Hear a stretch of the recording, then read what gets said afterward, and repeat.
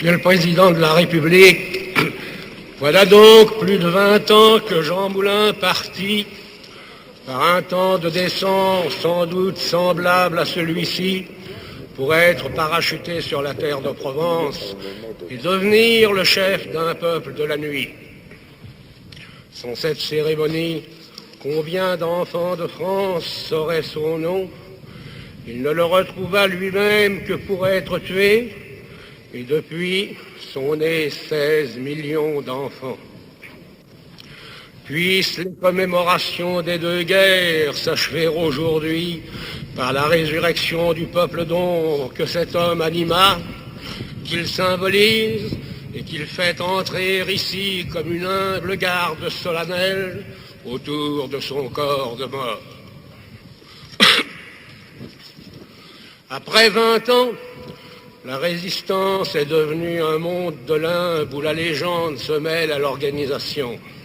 Le sentiment profond, organique, millénaire, qui a pris depuis son action légendaire, voici comment je l'ai rencontré. Dans un village de Corrèze, les Allemands avaient tué des combattants du maquis et donné ordre aux maires de les faire enterrer en secret à l'aube. Il est d'usage dans cette région que chaque femme assiste aux obsèques de tout mort de son village en se tenant sur la tombe de sa propre famille. Nul ne connaissait ces morts qui étaient des Alsaciens. Quand ils atteignirent le cimetière, portés par nos paysans sous la garde menaçante des mitraillettes allemandes, la nuit qui se retirait comme la mer laissa paraître les femmes noires de Corrèze, immobiles du haut en bas de la montagne et attendant en silence, chacune sur la tombe des siens, l'ensevelissement des morts français. Ce sentiment qui appelle la légende, sans lequel la résistance n'eût jamais existé, et qui nous réunit aujourd'hui, c'est peut-être simplement l'accent invincible de la fraternité. Comment organiser cette fraternité pour en faire un combat? On sait ce que Jean Moulin pensait de la résistance au moment où il partit pour Londres. Il serait fou et criminel de ne pas utiliser, dit-il, en cas d'action alliée sur le continent, ses troupes prêtes aux sacrifices les plus grands, éparses et anarchiques aujourd'hui, mais pouvant constituer demain une armée cohérente de parachutistes déjà en place, connaissant les lieux, ayant choisi leur adversaire et déterminé leur objectif. C'était bien l'opinion du général de Gaulle. Néanmoins, lorsque le 1er janvier 1942, Jean Moulin fut parachuté en France, la résistance n'était encore qu'un désordre de courage. Une presse clandestine, une source d'information, une conspiration pour rassembler ces troupes qui n'existaient pas encore. Or, ces informations étaient destinées à tel ou tel allié. Ces troupes se lèveraient lorsque les alliés débarqueraient. Certes, les résistants étaient les combattants fidèles aux alliés, mais ils voulaient cesser d'être des Français résistants et devenir la résistance française. C'est pourquoi Jean Moulin est allé à Londres.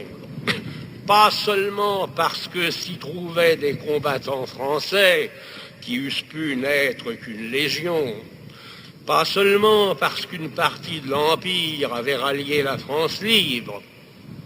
S'il venait demander au général de Gaulle de l'argent et des armes, il venait aussi lui demander, je cite, une approbation morale des liaisons fréquentes, rapides et sûres avec lui. Le général assumait alors le nom du premier jour, le maintien du combat, quel qu'en fût le lieu, quelle qu'en fût la forme. Enfin, le destin de la France. La force des appels de juin tenait moins aux forces immenses qui n'avaient pas encore donné, car il faut que la France soit présente à la victoire, alors elle retrouvera sa liberté et sa grandeur. La France, et non telle légion de combattants français. C'était par la France libre, que les résistants de Bir Hakeim se conjuguaient, formaient une France combattante restée au combat. Chaque groupe de résistants pouvait se légitimer par l'allié qui l'armait et le soutenait, voire par son seul courage. Le général de Gaulle seul pouvait appeler les mouvements de résistance à l'union entre eux et avec tous les autres combats, car c'était à travers lui seul que la France livrait un seul combat. C'est pourquoi, même lorsque le président Roosevelt croira assister à une rivalité de généraux ou de partis, l'armée d'Afrique, depuis la Provence jusqu'aux Vosges, combattra au nom du gaullisme, comme feront les troupes du Parti communiste. C'est pourquoi Jean Moulin avait emporté, dans le double fond d'une boîte d'allumettes, la microphoto du très simple ordre suivant.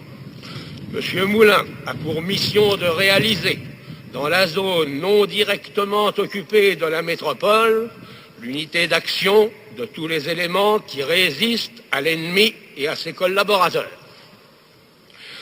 Inépuisablement, il montre aux chefs des groupements le danger qu'entraînerait le déchirement de la résistance entre des tuteurs différents. Chaque événement capital, entrée en guerre de la Russie puis des États-Unis, débarquement en Afrique du Nord, renforce sa position. À partir du débarquement, il devient évident que la France va redevenir un théâtre d'opération. Mais la presse clandestine, les renseignements, même enrichis par l'action du noyautage des administrations publiques, sont à l'échelle de l'occupation, non de la guerre. Si la résistance sait qu'elle ne délivrera pas la France sans les Alliés, elle n'ignore plus l'aide militaire que son unité pourrait leur apporter. Elle a peu à peu appris que s'il est relativement facile de faire sauter un pont, il n'est pas moins facile de le réparer. Alors que s'il est facile à la résistance de faire sauter 200 ponts, il est difficile aux Allemands de les réparer à la fois. En un mot, elle sait qu'une aide efficace aux armées de débarquement est inséparable d'un plan d'ensemble. Il faut que sur toutes les routes, sur toutes les voies ferrées de France, les combattants clandestins désorganisent méthodiquement la concentration des divisions cuirassées allemandes. Et un tel plan d'ensemble ne peut être conçu et exécuté que par l'unité de la résistance. C'est à quoi Jean Moulin s'emploie jour après jour, peine après peine, un mouvement de résistants après l'autre. Et maintenant, essayons de calmer les colères d'en face. Il y a inévitablement les problèmes de personnes, et bien davantage la misère de la France combattante, l'exaspérante certitude pour chaque maquis ou chaque groupe franc d'être spolié au bénéfice d'un autre maquis ou d'un autre groupe qu'indignent au même moment les mêmes illusions. Qui donc sait encore ce qu'il fallut d'acharnement pour parler le même langage à des instituteurs radicaux ou réactionnaires, des officiers réactionnaires ou libéraux, des trotskistes ou communistes autour de Moscou, tous promis à la même délivrance ou à la même prison.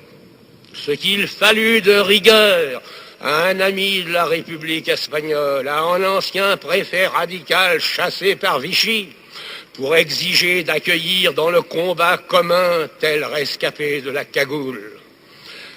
Jean Moulin n'a nul besoin d'une gloire usurpée.